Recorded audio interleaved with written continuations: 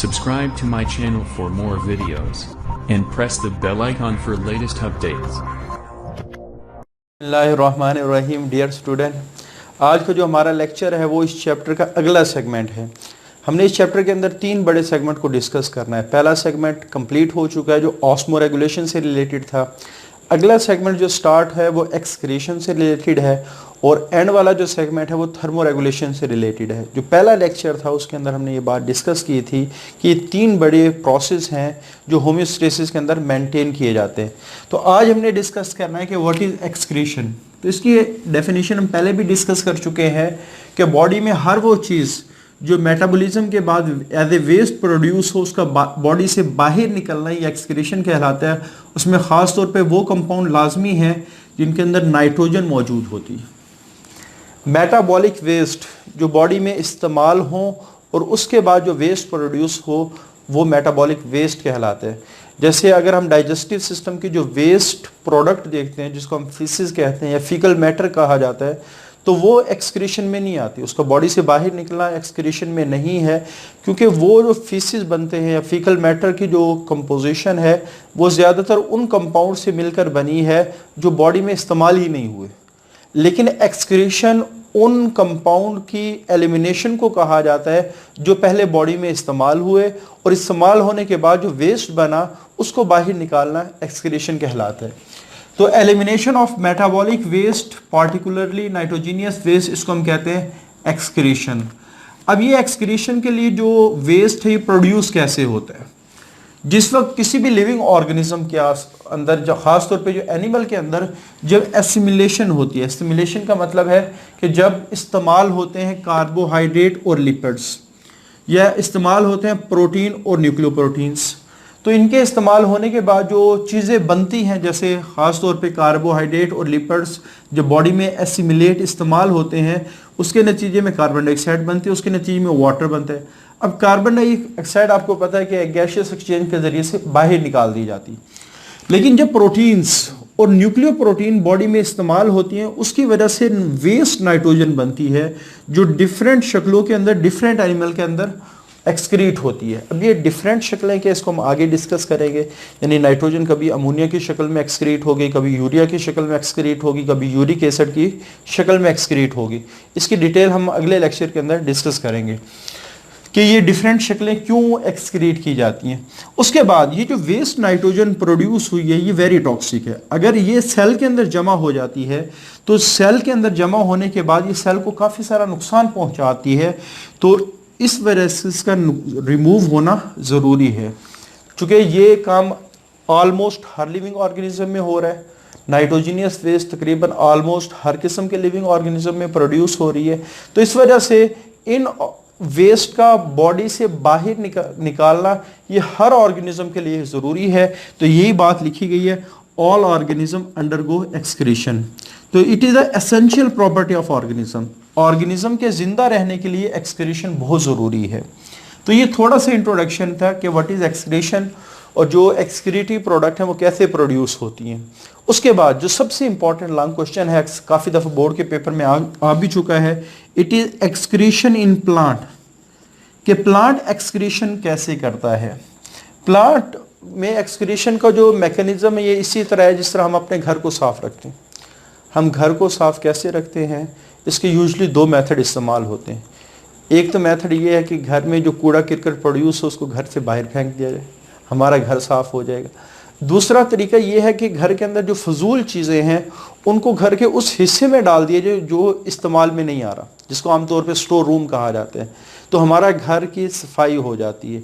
तो यही दो बड़े मेथड प्लांट भी इस्तेमाल करता है अपनी बॉडी को साफ़ करने के लिए कि बॉडी का जो कूड़ा किरकट है या उसकी जो एक्सक्रीटरी प्रोडक्ट हैं या तो उसको बॉडी से बाहर निकाल देते हैं या फिर उसको ऐसे हिस्से में स्टोर कर देता है जो प्लांट के लिए यूज़फुल नहीं है, जो प्लांट के इस्तेमाल में नहीं आता। तो यही बात यहाँ लिखी गई है कि mechanism of excretion is different from animals. इसमें जो एक्सक्रीशन का मैकेनिज्म है वो एनिमल से थोड़ा सा डिफरेंट है। और प्लांट के अंदर जितनी भी एक्सक्रीटिव प्रोडक्ट प्रोड्यूस हो रही हैं उनकी लिस्ट ये है। यानी आप कह सकते हैं कि जो प्लांट में वो चीज़ें जिन्होंने प्लांट की बॉडी से बाहर निकलना है उनमें 4 चीज़ें शामिल हैं। ऑक्सीजन। ऑक्सीजन कैसे प्रोड्यूस होती है? बेसिकली जब plant autotrophic mode of life को स्पेंड करते हैं, यानी ऑटोट्रोफिक से क्या मुराद, जब वो अपनी खुराक तैयार करते हैं, और जिस प्रोसेस में तैयार करते हैं वो है फोटोसिंथेसिस, और फोटोसिंथेसिस के नतीजे में ऑक्सीजन रिलीज होती है। जब हम बात करते हैं ना वेस्ट की, तो वेस्ट में यूजली 3-4 किस्म की चीज़ें शामिल हो जाती हैं। वो चीज़ें जो बॉडी में एक्स्ट्रा हैं वो भी बाज़ औक़ात वेस्ट, वो चीज़ें जो बॉडी में अनयूज़ हैं, जो बॉडी इस्तेमाल नहीं करती, जो बॉडी में इस्तेमाल नहीं, एक्स्ट्रा का मतलब है जो चीज़ बॉडी में इस्तेमाल हुई जो बाकी बच गई है। कुछ चीज़ें ऐसी जो बॉडी में इस्तेमाल ही नहीं हो रही, और कुछ चीज़ें बहुत ही ज़्यादा टॉक्सिक हैं। अब ये सारी चीज़ें बाद दफ़ा वेस्ट के ज़ुमरे में आ जाती हैं। जैसे जब हमारे बॉडी में फोटोसिंथेसिस होती है, तो फोटोसिंथेसिस की वजह से जो गैस प्रोड्यूस होती है वो ऑक्सीजन है। हालांकि ऑक्सीजन प्लांट की बॉडी में इस्तेमाल होती है, लेकिन प्लांट की ज़रूरत से ज़्यादा है, इस वजह से प्लांट इसको बॉडी से बाहर निकाल देते हैं। दूसरी चीज़ कार्बन डाइऑक्साइड है, रेस्पिरेशन में प्रोड्यूस होती है, जब ज़रूरत से ज़्यादा प्लांट इसको भी बाहर निकाल देता है। इसी तरह पानी है, जो दोनों रिएक्शन में, चाहे वो रेस्पिरेशन है चाहे वो फोटोसिंथेसिस है, दोनों रिएक्शन में प्रोड्यूस होते हैं। और काफ़ी सारे ऑर्गेनिक और इनऑर्गेनिक कंपाउंड जो प्लांट बॉडी में प्रोड्यूस होते हैं। तो ये 4 चीज़ें हैं जो प्लांट एक्सक्रीशन के प्रोसेस के अंदर बाहर बॉडी से एलिमिनेट करता है या उनको बॉडी में स्टोर करता है। तो सबसे पहले excretion of gases and water. तो गैसेस में कार्बन डाइऑक्साइड भी है, वाटर भी है, तो ये तो सारी चीज़ें गैसेस एक्सचेंज के ज़रिए से बाहर निकल जाती हैं। लेकिन जो वाटर है, या तो वो ट्रांसपायरेशन के ज़रिए से बाहर निकलता है, या फिर सेल के अंदर ही स्टोर हो जाता है, और सेल इसको किस तौर पे इस्तेमाल करते हैं, अपने सेल को टर्जिडिटी प्रोवाइड करने के लिए इस्तेमाल होते हैं। अब टर्जिडिटी क्या है कि प्लांट सेल अपने आप को सपोर्ट प्रोवाइड करने के लिए पानी अपने अंदर भर लेता है, और वो भरा हुआ जो सेल है वो सख्त हो जाते हैं, और सख्त सेल मिलकर प्लांट की बॉडी को सपोर्ट प्रोवाइड करते हैं। उसके बाद 3 चीज़ें, 2 गैसेस, 1 वाटर, और चौथी चीज़ क्या है, excretion of organic and inorganic compound. इनकी एक्सक्रीशन कैसे होती है? तो अभी जो मैंने कॉन्सेप्ट बताया है कि हम जिस तरह अपने घर को साफ रखते हैं, या तो कूड़ा करकट घर से बाहर फेंक दिया जाए, या फिर जो घर के अंदर जो फजूल चीज़ें हैं उनको घर के उस हिस्से में डाल दिया जाए जो आप कह सकते हैं इस्तेमाल में नहीं आ रहा, जिसको हम स्टोर रूम कहते हैं, जो किसी मकसद के लिए इस्तेमाल नहीं हो, यानी घर की वो जगह जो किसी मकसद के लिए इस्तेमाल नहीं होती वो अक्सर स्टोर रूम के तौर पे इस्तेमाल हो रही होती है। तो बिल्कुल सेम सेंस, या तो प्लांट उसको ऐसी जगह स्टोर कर लेते हैं जो प्लांट के इस्तेमाल के काबिल नहीं वो पार्ट आ रहा होता है, या फिर उसको बॉडी से बाहर निकाल देते हैं, जैसे बाई वैक्यूल। हमें पता है कि प्लांट के अंदर एक बहुत बड़ा वैक्यूल मौजूद होता है। अब ये इतना बड़ा है, और वैक्यूल अंदर से आपको पता है खाली होते हैं। अब वो अंदर से खाली है, तो प्लांट उस जगह को, अब वो जगह प्लांट के इस्तेमाल में बहुत कम आती है, इस वजह से प्लांट क्या करते हैं, इस बड़े वैक्यूल को स्टोरेज का काम ले लेते हैं, कि जो यूज़फुल चीज़ें हैं उनको स्टोर कर लेते हैं, जो वेस्ट प्रोडक्ट है उनको स्टोर कर लेते हैं। और बाज़ दफ़ा वैक्यूल के अंदर कंपाउंड इतनी ज़्यादा अमाउंट में जमा हो जाते हैं कि क्रिस्टल बनना शुरू हो जाते हैं। आपको पता है जब कंसंट्रेशन किसी चीज़ की बढ़ना शुरू हो तो वो क्रिस्टलाइजेशन शुरू हो जाती है। किसी भी लिक्विड के अंदर यूजुअली हमारे पास सेल के अंदर जितनी भी चीज़ें हैं वो लिक्विड फॉर्म में मूव कर रही होती हैं, लेकिन जब उनकी कंसंट्रेशन बहुत ज़्यादा ज़रूरत से ज़्यादा बढ़ जाए तो वो क्रिस्टल्स बनाना शुरू हो जाती है। तो वैक्यूल, चूँकि वैक्यूल प्लांट के पास फजूल जगह है, प्लांट इसको इस्तेमाल में कम लेके आता है, तो प्लांट इसको स्टोर हाउस के तौर पे इस्तेमाल कर रहा होता है। तो ये स्टोर हाउस बाद दफ़ा वेस्ट प्रोडक्ट को स्टोर करने के लिए भी इस्तेमाल हो जाए। तो पहली चीज़ कि वेस्ट प्रोडक्ट प्लांट के सेल से निकल के किस में आ गए, वैक्यूल में। दूसरी चीज़ बाय लीव्स। अच्छा, लीव्स एक ऐसा स्ट्रक्चर है, लीव्स ऐसा स्ट्रक्चर है जिन्होंने प्लांट की बॉडी से अलहदा होना ही होना है, यानी इनके मुकद्दर में लिख दिया गया है इन्होंने प्लांट से झड़ना ही झड़ना है। तो लीव्स के बारे में कहा जाता है they are the prominent organ for excretion. सबसे ज्यादा जो एक्सक्रीशन होती है वो लीव्स के जरिए से होती है। And leaves are destined, destined का मतलब इनके मुकद्दर में लिख दिया गया है टू फॉल ऑफ, के इन्होंने झड़ना ही झड़ना है, प्लांट की बॉडी से गिरना ही गिरना है। As in case of autumn leaves, जैसे हम देखते हैं कि खिज़ा के मौसम में तकरीबन प्लांट के ऊपर जो पत्ते लगे होते हैं वो सारे ही झड़ना शुरू कर देते हैं। तो बेसिकली प्लांट करता क्या है, इन लीव से फ़ायदा क्या उठाते हैं? ये जो झड़ते हुए लीव्स हैं, इनसे प्लांट फ़ायदा क्या उठाता है? प्लांट क्या करता है, सारा साल अपनी बॉडी का जो वेस्ट है वो लीव्स में जमा करता रहता है, और जिस वक्त लीव्स में वेस्ट काफ़ी हद तक जमा हो जाता है, और ये आप कह सकते हैं एक्यूमुलेशन कब तक होती रहती है? ऑटम सीजन आ जाते हैं। जो ही ऑटम सीजन आते पत्ते झड़ना शुरू हो जाए। जो ही पत्ते झड़ते हैं तो जो प्लांट की बॉडी में जितना भी वेस्ट था वो सारा पत्तों के जरिए से प्लांट की बॉडी से अलहदा हो जाते हैं। यानी आप ये कह सकते हैं कि खिज़ां के मौसम में पत्तों का झड़ना ये प्लांट का सीजनल टाइम है, ये सीजन है टू गेट रिड ऑफ से क्या मुराद है? प्लांट निजात पाता है, प्लांट के अंदर आप कह सकते हैं प्लांट को आज़ादी मिलती है। किससे? Accumulated waste. प्लांट की बॉडी में जो वेस्ट जमा है उससे प्लांट को निजात मिलती है जब पत्ते खिज़ां के मौसम में गिरते। इसी वजह से प्लांट को कहा जाता है एक्सक्रीटोफोर। और ये सबसे इंपॉर्टेंट लॉन्ग क्वेश्चन है इस टॉपिक का कि व्हाट आर एक्सक्रीटोफोर। तो एक्सक्रीटोफोर बेसिकली दो वर्ड का कॉम्बिनेशन है। एक्सक्रीटो मतलब एक्सक्रीटिव प्रोडक्ट, फोर का मतलब है टू बियर। कोई चीज़ अगर किसी का वजन बर्दाश्त कर ले, कोई चीज़ किसी को उठा रखा हो किसी चीज़ ने, वो फोर कहलाती है। जैसे आपने फर्स्ट ईयर में 2-3 टर्म इस्तेमाल की हैं, कुनिडियोफोर तो ऐसी डंडी जिसने कुनिडिया को उठाया हुआ है। स्पोरेंजियोफोर ऐसी डंडी जिसने स्पोरेंजिया को उठाया हुआ है। इसी तरह एक्सक्रीटोफोर तो लीव्स वो स्ट्रक्चर हैं जिन्होंने अपनी बॉडी के अंदर वेस्ट प्रोडक्ट को उठाया हुआ है। तो ये क्वेश्चन आपने जहन में रखना है कि व्हाट आर एक्सक्रीटोफोर। तो यहाँ से स्टार्ट करना है कि प्लांट में सबसे ज़्यादा एक्सक्रीशन के लिए जो प्रोमिनेंट ऑर्गन है वो लीव्स हैं, और लीव्स के मुकद्दर में गिरना ही लिखा है। जैसे खिज़ां के मौसम में पत्ते झड़ते हैं, और खिज़ां के मौसम में पत्तों का गिरना ये बेसिकली ये सीजनल टाइम है प्लांट के लिए कि प्लांट इस वक्त अपने जमा शुदा वेस्ट से जान छुड़ाते हैं अपनी, और इसी वजह से इनको एक्सक्रीटोफोर कहा जाता है। लेकिन प्लांट में वेस्ट के साथ साथ काफ़ी सारे एक्स्ट्रा न्यूट्रिएंट भी प्लांट स्टोर कर देते हैं। तो जिस वक्त ये पत्ते झड़ते हैं और गलते सड़ते हैं तो जो माली हजरात होते हैं, आपने अक्सर देखा होगा कि इन पत्तों को वो इस्तेमाल करते हैं और खाद के तौर पे इस्तेमाल करते हैं। जो दूसरे छोटे प्लांट होते हैं उनकी जड़ों में वो डालते हैं, क्योंकि इसके अंदर काफ़ी सारे एक्स्ट्रा न्यूट्रिएंट स्टोर होते हैं। तो इस वजह से आप कह सकते हैं ये जो खिज़ां के मौसम में पत्ते झड़ते हैं ये सोर्स ऑफ मिनरल्स के तौर पर भी इस्तेमाल हो रहे होते हैं। उसके बाद पत्तों का कलर आपको खिज़ां के मौसम में थोड़ा सा चेंज नज़र आएगा। यानी पत्तों का कलर ग्रीन नहीं होता बल्कि आपको येलो नज़र आएगा, आपको रेडिश नज़र आएगा, आपको ऑरेंज कलर का नज़र आएगा। तो ये जो बेसिकली पत्तों में कलर का चेंज होना है। अच्छा, एक रीज़न हमने फर्स्ट ईयर में पढ़ी थी, वो रीज़न क्या थी कि जब पत्तों के अंदर क्लोरोफिल नहीं बनता तो पत्तों के अंदर येलो कलर आना शुरू हो जाते हैं जो कैरोटीनाइड्स का कलर है। लेकिन यहाँ थोड़ी सी हम इस बात को मजीद एक्सप्लेन करेंगे कि पत्तों में लीव्स ऑटम सीजन के अंदर जो पत्तों का कलर चेंज होता है, change of colour is not due to removal of chlorophyll.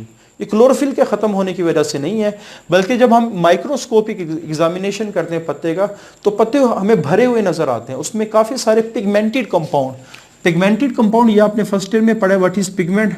तो कोई भी ऐसा कंपाउंड जो कलर रखता है वो पिगमेंटेड वेस्ट कहलाते हैं। तो पत्तों के अंदर जब हम माइक्रोस्कोप से पत्तों के अंदर का एग्जामिनेशन करते हैं, उसको देखते हैं, तो हमें नज़र आता है कि जो पत्ते भरे हुए होते हैं काफ़ी सारे वेस्ट से जो पिगमेंटेड है, जिनका कलर ये होता है ऑरेंज कलर होता है, येलो कलर होता है, रेडिश कलर होता है। प्रियर टू फॉलिंग, प्रियर का मतलब होता है पहले, यानी आप कह सकते हैं कि पत्ते गिरने से पहले अपने अंदर लोड कर लेते हैं पिगमेंटेड वेस्ट को, प्रियर टू फॉलिंग ऑफ। और काफ़ी सारी चीज़ें जैसे हैवी मेटल जब पत्ते के अंदर एक्यूमुलेट होना शुरू होती है तो पत्ते का जो येलो कलर है, लीव्स का जो येलो कलर है वो बढ़ता जाता है। यानी आप ये कह सकते हैं, ये कोई शॉर्ट क्वेश्चन आ सकता है कि लीव्स का कलर ऑटम सीजन में येलो क्यों होता है। तो आपने इसको दो पोर्शन में डिवाइड, पहले पोर्शन क्या कहते हैं कि पत्तों का कलर क्लोरोफिल की वजह से चेंज नहीं होता, लीव्स का कलर क्लोरोफिल की वजह से चेंज नहीं होता। फिर आपने रीज़न बतानी है कि जब हम माइक्रोस्कोप से इसका एग्जामिनेशन करते हैं तो हमें नज़र आता है कि पत्ता भर चुका है, काफ़ी सारे पिगमेंटेड कलर्ड कंपाउंड से भर चुका है गिरने से पहले।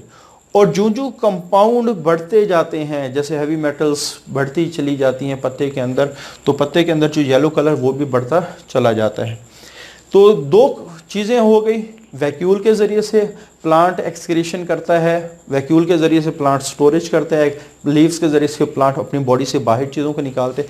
इसी तरह बाई बल्ब, ये भी बिल्कुल पत्तों की तरह काम करते हैं, ठीक है। बल्ब, अब बल्ब क्या होता है, कोई भी ऐसी चीज़ जिसमें काफ़ी सारी कवरिंग्स हों वो बल्ब कहलाती है। जैसा आपको पिक्चर में ये नज़र भी आ रहा है कि हमारे पास एक प्लांट है जिसका नाम है ब्लू बेल। इसको ब्लू बेल क्यों कहा जाता है, आपको डायग्राम में नज़र भी आ रहा होगा कि ये ऐसे हमारे पास प्लांट है जिनके फ्लावर की जो शेप है वो बेल शेप है और इनका कलर ब्लू है, इस वजह से इनको ब्लू बेल कहा जाता है। तो ये क्या करते हैं, अपना जो एक्स्ट्रा मटेरियल है वो यूजली जो बल्ब है उसकी डंडी के अंदर स्टोर कर देते हैं, बल्ब के अंदर स्टोर कर देते हैं। और जब उनमें काफ़ी हद तक एक्स्ट्रा मटेरियल भर जाता है तो वो फिर अपने बल्ब को ज़मीन में अलहदा कर देते हैं और उनकी बॉडी से जब वो बल्ब अलहदा होते हैं तो उनकी बॉडी जो वेस्ट प्रोडक्ट है उनसे क्लियर हो जाती है। अच्छा, उसके बाद बाई हार्टवुड, आपने काफ़ी सारी लकड़ी ऐसी देखी होंगी जिनके सेंटर के अंदर एक बहुत बड़ा ब्लैक कलर का दायरा होता है। तो ये जो ब्लैक कलर का दायरा है इसको हार्टवुड कहा जाता है। तो काफ़ी सारे प्लांट क्या करते हैं, अपने वेस्ट या स्ट्रेंज केमिकल्स को अपनी ब्रांचेस और ट्रंक में स्टोर कर दे। अब ये बेसिकली जो हमारे पास वुड, जब हम डिफाइन करते हैं व्हाट इज़ वुड, तो वुड बेसिकली अगर साइंटिफिकली देखें तो जाइलम को हम वुड कहते हैं। जो हमारा सेकेंडरी जाइलम है वो क्या कहलाते हैं, वुड कहलाते हैं। आगे सेकेंडरी जाइलम के दो पोर्शन हैं, एक पोर्शन वो है जो वाटर और मिनरल को कंडक्ट करते हैं, इसको हम कहते हैं ये सैप वुड है, और कुछ पोर्शन वो है जो वाटर और मिनरल को कंडक्ट नहीं करता, जैसे ओल्ड जाइलम की जब बात करें तो इसको हम हार्टवुड कहते हैं। यानी आप कह सकते हैं जो जाइलम है, सेकेंडरी जाइलम है, वो वुड बनाता है। अब वुड की दो टाइप्स आ गई, एक पार्ट वो है जिसमें पानी और जो मिनरल्स हैं वो कंडक्ट हो रहे होते हैं, उसको सैपवुड कहा जाता है, और जिसमें वाटर और मिनरल जो पुराना जाइलम है, क्योंकि हमारे पास जाइलम अंदर से बनना शुरू होते हैं, अंदर वाला पुराना होता है, जो बाहर बना होता है वो नया होता है। जो पुराना जाइलम है वो बाज़ दफ़ा जो वाटर और मिनरल को कंडक्ट नहीं कर रहा होता तो प्लांट के लिए फजूल जगह है, तो प्लांट क्या करता है अपने एक्स्ट्रा मटेरियल को उसमें स्टोर कर, और वो प्लांट जिनके अंदर ये ब्लैक वुड सेंटर में बनती है उसको एबोनी प्लांट कहा जाता है। तो ये शॉर्ट क्वेश्चन में आ सकता है कि व्हाट आर एबोनी प्लांट्स, तो आपने कहना है कि एबोनी प्लांट वो होते हैं which have black would in the centre. और आखिरी जो हमारे पास मेथड है कि काफ़ी सारे प्लांट ऐसे हैं वो अपनी रूट्स के ज़रिए से मुख्तलिफ़ किस्म के केमिकल्स रिलीज़ कर रहे होते हैं। अच्छा, बाद दफ़े ये केमिकल्स इतने ज़्यादा टॉक्सिक होते हैं कि जो साइडों पे प्लांट होते हैं उनको भी वो मारना शुरू कर देते हैं। यानी आप ये कह सकते हैं एक तो प्लांट की बॉडी ने वेस्ट तो निकाल ही दिया, लेकिन इन वेस्ट को ऐसा वो बना देता है कि बाद दफ़ा जो साइडों वाले प्लांट होते, लेकिन होता ये कम केसेस में, लेकिन जो साइडों वाले प्लांट के लिए वो आप कह सकते हैं जानलेवा हो जाते हैं, वो बेचारे मरना शुरू कर देते हैं। तो आप ये कह सकते हैं ये जो केमिकल्स रिलीज़ किए हैं रूट्स के ज़रिए से प्लांट ने, इनको एज ए वेपन भी इस्तेमाल करते हैं, जैसे कोनीफर्स ये काम करते हैं। और ये वेपन्स किसके लिए, जो फॉर कॉम्पिटिटर्स, जो उसके कॉम्पिटिटर्स होते हैं, जो जड़ी बूटियाँ होती हैं जो उसकी जड़ों के साथ ग्रो कर रहे होते हैं, फॉर कॉम्पिटिटर्स। तो ऑर्गेनिक कंपाउंड को बाहर निकालने के ये 5 मेथड हमने डिस्कस किए हैं कि बाई वैक्यूल, बाई लीव्स और बाई बल्ब और बाई रूट्स और बाई हर्ब। तो ये 5 मेथड है। इसमें जो सबसे इम्पॉर्टेंट चीज़ है, जो सबसे इम्पॉर्टेंट शॉर्ट क्वेश्चन बनते हैं वो ये हैं कि लीव्स एक्सक्रीटोफोर क्यों हैं, उसके बाद एबोनी प्लांट्स किसको कहा जाता है, लीव्स का येलो कलर क्यों है, और उसके बाद यहाँ जो हमारे पास इसकी डेफिनेशन इम्पॉर्टेंट है। तो ये चीज़ें हैं जो शॉर्ट क्वेश्चन के लिहाज, और ये जो आप कह सकते हैं एक्सक्रीशन इन प्लांट है, ये बड़ा ही इंपॉर्टेंट लॉन्ग क्वेश्चन है, बड़ा ही इंपॉर्टेंट लॉन्ग क्वेश्चन है। तो इसलिए आपने इसको अच्छी तरह तैयार करना है ताकि अगर बोर्ड के पेपर में आ जाए तो आप लोग इसको अच्छी तरह लिख सकें। तो आज के लिए इतना ही, अल्लाह हाफिज़। Subscribe to my channel for more videos and press the bell icon for latest updates.